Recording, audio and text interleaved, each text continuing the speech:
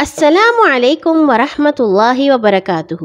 ہنستے مسکراتے پیارے پیارے بہت ہی بہادر، سمجھدار، ہوشیار، عقل مند، خوش باش، چمکتے دمکتے ساتھیوں، کہانی گھر میں خوش آمدید، جہاں آپ سن رہے ہیں روزانہ رنگ برنگی، پرانی، تاریخی، سیکھتی سکھلاتی، سچی قرآنی مزیدار کہانیاں۔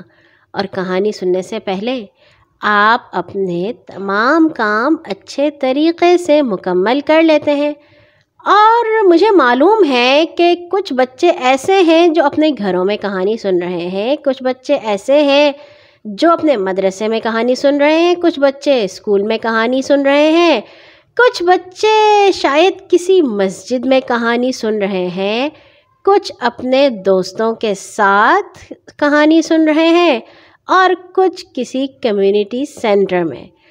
تو جہاں جہاں بھی آپ کہانی سن رہے ہیں، کہانی سننے سے پہلے ایک اور بھی کام کیا کیجئے، اور وہ یہ کہ یہ جو قرآنی کہانی ہے اسے سننے سے پہلے اللہ تعالیٰ سے دعا بھی مانگ لیا کیجئے کہ ہم جو بھی کہانی سنیں گے اللہ تعالیٰ آپ ہمیں وہ اچھی طرح سمجھا دیجئے، اسے ہمارے دل میں اتار دیجئے، اور ہمیں ویسا ہی بنا دیجئے جیسا آپ کو پسند ہے، ہمیں ویسا بنا دیجئے جیسے آپ کے پکے دوست ہوتے ہیں، آمین۔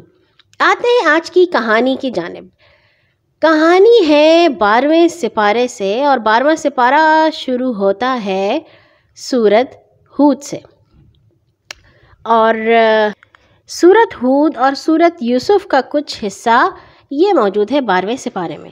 سورۃ ہود میں اللہ تعالیٰ نے ان تمام انبیاء کی کہانیاں دوبارہ سنائی ہیں جو کچھ ہم پہلے سن چکے ہیں، اور جو ہم نہیں سن پائے وہ انشاءاللہ ہم آج سنیں گے۔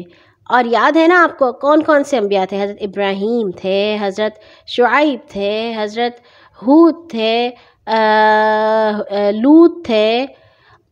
تو ان تمام انبیاء کی کہانیاں اللہ تعالیٰ نے دوبارہ سنائی ہیں۔ جب حضرت نوح کی کہانی اللہ تعالیٰ نے سنائی ہے جو ہم نے پہلے سنی تھی، اس میں ایک اور بات بتائی ہے، اور وہ یہ کہ جب حضرت نوح علیہ السلام کشتی بنا رہے تھے، یاد ہے نا آپ کو کہ جب لوگ ان کی بات نہیں مان رہے تھے اور 950 سال کا عرصہ گزر گیا تھا، تو اللہ تعالیٰ نے انہیں حکم دیا تھا کہ اب آپ ایک کشتی بنانا شروع کر دیجئے۔ تو حضرت نوح نے اللہ تعالیٰ کے حکم سے ایک کشتی بنانی شروع کی، بڑی ساری کشتی، بڑے بڑے درختوں سے، لکڑی کے پھٹوں سے ایک اتنی بڑی کشتی بنائی کہ شاید ہم سوچ بھی نہیں سکتے کتنی بڑی ہوگی۔ اور جب وہ کشتی بنا رہے تھے تو لوگ ان کے پاس آ کے ان کا مذاق اڑاتے تھے اور کہتے تھے نوح کیا ہو گیا ہے، پہلے تو تم الٹی سیدھی باتیں کرتے تھے، اب تمہارے کام بھی ایسے ہو گئے ہیں، یہاں تو ہمیں کوئی سمندر نہیں نظر آ رہا جہاں پہ تم یہ کشتی چلاؤ گے، کیا خشکی پہ کشتی چلاؤ گے؟ یہ تو بڑا مشکل کام ہے، ہم نے تو آج تک کسی ایسی کشتی کو نہیں دیکھا جو خشکی پہ چلتی ہو۔ حضرت نوح خاموشی سے اپنا کام کرتے رہتے اور ان سے کہتے ٹھیک ہے تم بھی دیکھو اور پھر ہم بھی دیکھیں گے۔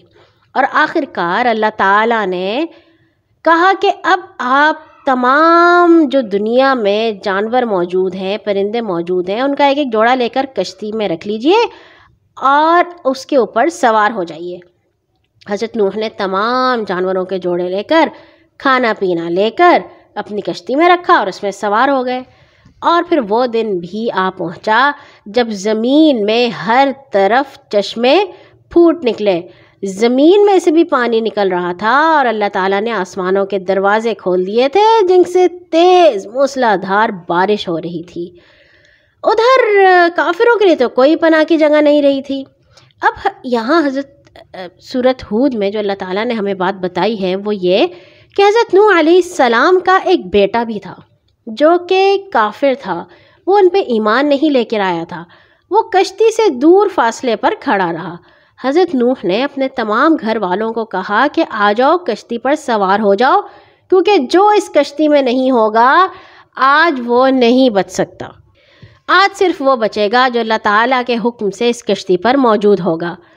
کشتی ایمان والوں کو لے کر روانہ ہوئی تو پانی کی ایک ایک موج پہاڑ کی طرح اٹھ رہی تھی. اتنا تیز پانی تھا، ایسا لگتا تھا کہ کشتی پہاڑ کے اوپر جا رہی ہے. حضرت نوح علیہ السلام کی نظر اپنے بیٹے پر پڑی تو انہوں نے پکار کر کہا، بیٹا ہمارے ساتھ سوار ہو جاؤ، کافروں کے ساتھ نہ رہو. اس نے جواب دیا، میں ابھی ایک پہاڑ پر چڑھ جاتا ہوں، مجھے یہ پانی سے بچا لے گا. ان کا بیٹا کافر تھا نا، یقین نہیں رکھتا تھا. حالانکہ اس کے ابا جان یعنی کہ نوح اللہ تعالیٰ کے رسول بھی تھے اور اس کے والد صاحب بھی تھے.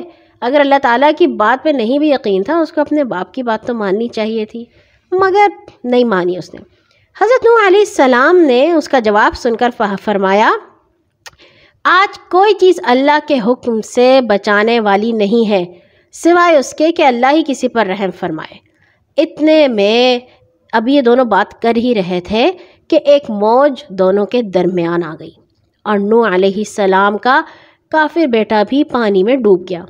جس وقت وہ ڈوب رہا تھا، حضرت نوح علیہ السلام نے اللہ تعالیٰ کو پکارا اور کہا، اے میرے رب، میرا بیٹا میرے گھر والوں میں سے ہے اور تو نے میرے گھر والوں کو بچانے کا وعدہ کیا تھا. تیرا وعدہ سچا ہے اور تو سب حاکموں سے بڑا اور بہتر حاکم ہے. اللہ تعالیٰ نے فرمایا، اے نوح، تیرا بیٹا تیرے گھر والوں میں سے نہیں ہے، وہ تو ایک بگڑا ہوا شخص ہے. اس لیے جس کی حقیقت تمہیں معلوم نہ ہو اس کے بارے میں مجھ سے درخواست نہ کرو. میں تمہیں نصیحت کرتا ہوں کہ ایسی درخواست کر کے نادان نہ بنو. ایسا نہ ہو کہ تم ایسی بات کرو کہ پھر اللہ تعالیٰ ناراض ہو جائیں. اب حضرت نوح کو ڈر لگ گیا. انہوں نے فوراً کہا، اے میرے رب، میں آپ کی پناہ مانگتا ہوں اس چیز سے کہ میں وہ چیز مانگوں جس کا مجھے علم نہیں، اور اگر آپ نے مجھے معاف نہ کیا اور رحم نہ فرمایا تو میں برباد ہو جاؤں گا. اور جب سارے کافر اس سیلاب میں غرق ہو گئے تو اللہ تعالیٰ نے بارش کو رک جانے کا حکم دیا اور زمین کو حکم دیا کہ پانی کو نگل جاؤ. اور پھر حضرت نوح علیہ السلام کی کشتی جا کر ٹھہری تھی. یاد ہوگا آپ کو ایک پہاڑ کا نام جس کے اوپر وہ جا کر ٹھہری تھی. یہ آپ خود سوچئے گا، میں نہیں بتاؤں گی. سورۃ ہود میں باقی انبیاء کے ساتھ اللہ تعالیٰ نے ہمیں 2 فرشتوں کی بھی کہانی سنائی ہے جو ایک دن کسی کے گھر مہمان بن کے گئے تھے. کون تھے وہ فرشتے؟ سنتے ہیں. ایک دن حضرت ابراہیم علیہ السلام اپنے گھر میں بیٹھے ہوئے تھے کہ 2 آدمی ان کے پاس مہمان بن کر آئے اور کہنے لگے، اے ابراہیم، آپ پر سلام ہو. حضرت ابراہیم علیہ السلام نے جواب دیا، تم پر بھی سلام ہو. پھر ان دونوں مہمانوں کو بڑی عزت کے ساتھ اپنے پاس ٹھہرایا. جلدی جلدی ایک بچڑا ذبح کیا، اس کا گوشت بھون کر ان کے سامنے رکھ دیا، مگر مہمانوں نے گوشت کو چھوا تک نہیں. یہ دیکھ کر حضرت ابراہیم علیہ السلام کے دل میں خوف پیدا ہوا کہ شاید یہ لوگ کسی دشمنی کے ارادے سے آئے ہیں، کیونکہ عرب میں جب کوئی شخص کسی کی دعوت قبول کرنے سے انکار کر دیتا تو اس سے یہ سمجھا جاتا تھا کہ وہ مہمان کی حیثیت سے نہیں بلکہ دشمن کی حیثیت سے آیا ہے اور کھانا پیش کرنے والے کو نقصان پہنچانے کا ارادہ رکھتا ہے. بعض لوگوں نے یہ بھی کہا کہ جب مہمانوں نے کھانے کی طرف ہاتھ نہ بڑھایا تو حضرت ابراہیم کو پتہ چل گیا کہ یہ فرشتے ہیں، چونکہ اللہ تعالیٰ بعض دفعہ فرشتوں کو انسانی شکل میں اس لیے بھیجتا ہے کہ وہ کسی بڑی قوم یا بستی کو سزا دیں. اس لیے حضرت ابراہیم اور ان کے گھر والے ڈرے کہ شاید بستی والوں سے یا ہم سے کوئی قصور ہو گیا ہے جس کی سزا دینے کے لیے اللہ نے فرشتے انسان کی شکل میں بھیجے ہیں. چنانچہ انہوں نے مہمانوں سے کہا، ہمیں آپ سے ڈر لگتا ہے. مہمانوں نے کہا، ڈریے نہیں، ہم فرشتے ہیں اور لوط علیہ السلام کی قوم کی طرف بھیجے گئے ہیں. اس کے ساتھ ہی فرشتوں نے کہا، ہم آپ کو ایک علم والے دانا عقلمند لڑکے کی خوشخبری دیتے ہیں. اس لڑکے کا نام اسحاق ہوگا. پھر اسحاق علیہ السلام کو اللہ ایک بیٹا دے گا جس کا نام یعقوب ہوگا. حضرت ابراہیم کی عمر اس وقت 99 برس کی تھی، 99، اور ان کی بیوی حضرت سارہ 90 برس کی تھیں. فرشتوں کی بات سن کر حضرت ابراہیم نے فرمایا، تم اس بڑھاپے میں مجھے اولاد کی خوشخبری دیتے ہو؟ ذرا سوچو تو صحیح، یہ کیسی خوشخبری ہے جو تم مجھے دے رہے ہو؟ فرشتوں نے کہا، ہم آپ کو بالکل سچی خوشخبری دے رہے ہیں، آپ مایوس نہ ہوں۔ حضرت ابراہیم علیہ السلام نے فرمایا، اپنے رب کی رحمت سے مایوس تو راستے سے بھٹکے ہوئے لوگ ہی ہوتے ہیں۔ اس وقت حضرت سارہ بھی قریب ہی کھڑی تھیں۔ انہوں نے فرشتے سے ایک بیٹے اور پوتے کی خوشخبری سنی تو وہ چیخ مار کر کہنے لگی، اب میرے ہاں اولاد ہوگی، میں تو اتنی بوڑھی ہو گئی ہوں، میرے میاں بھی بوڑھے ہو چکے ہیں، یہ تو بڑی عجیب بات ہے۔ فرشتوں نے کہا، اللہ کے حکم پر آپ حیران ہوتی ہیں؟ اے ابراہیم کے گھر والوں، آپ لوگوں پر اللہ کی رحمت اور اس کی برکتیں ہیں۔ اللہ یقیناً بہت ہی تعریف کے قابل اور بڑی شان والا ہے۔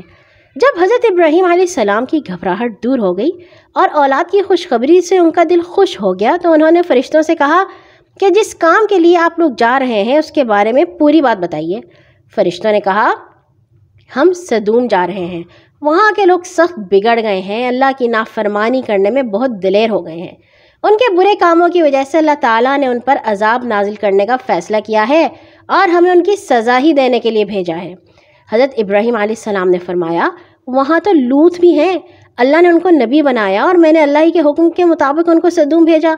فرشتوں نے کہا، سدوم کے لوگوں نے ان کی نصیحت ماننے سے انکار کر دیا ہے اور زور و شور سے اپنے برے کاموں میں مصروف ہیں، اب اس قوم پر عذاب نازل ہوگا تو اللہ تعالیٰ لوط اور ان کے گھر والوں کو سوائے ان کی کافر بیوی کے بچا لے گا، ان کی بیوی پیچھے رہ جانے والے لوگوں میں شامل ہوگی اور اس پر بھی عذاب نازل ہوگا۔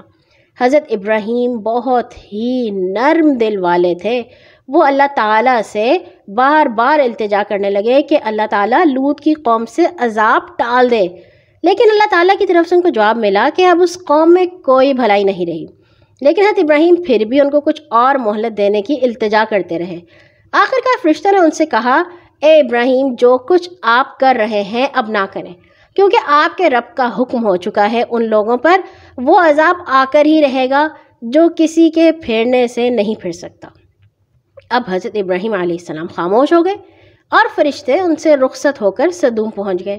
وہاں انہوں نے حضرت لوط علیہ السلام اور ان کے گھر والوں کو سوائے ان کی بیوی کے شہر سے نکال کر کہیں دور بھیج دیا، اور پھر شہر سدوم اور وہاں کے بدکار لوگوں کو اس طرح تباہ و برباد کر دیا کہ ان کا نام و نشان تک باقی نہ رہا۔ اور یہاں ہوئی ہمارے 12ویں سپارے کی کہانی کا اختتام۔ کل انشاءاللہ ہم شروع کریں گے ایک ایسی کہانی جس کو اللہ تعالیٰ نے کہا ہے کہ یہ قرآن کی سب سے اچھی کہانی ہے، سب سے اچھے انداز میں ہم آپ کو سنانے جا رہے ہیں، اور وہ کہانی کچھ 12ویں سپارے میں موجود ہے اور کچھ 13ویں سپارے میں۔ اور کل کہانی سننے سے پہلے ہی آج آپ لوگ اپنے اپنے قرآن کھول کے دیکھیے گا کہ بھلا وہ کون سی کہانی ہے جو آپ کل سنیں گے اور جس کو اللہ تعالیٰ نے کہا ہے کہ یہ سب سے اچھی کہانی ہے۔ آج کے لیے اتنا ہی۔ ہر نماز کے بعد اپنے لیے اور تمام مسلمانوں کے لیے دعا کرنا مت بھولا کیجیے۔ اللہ حافظ۔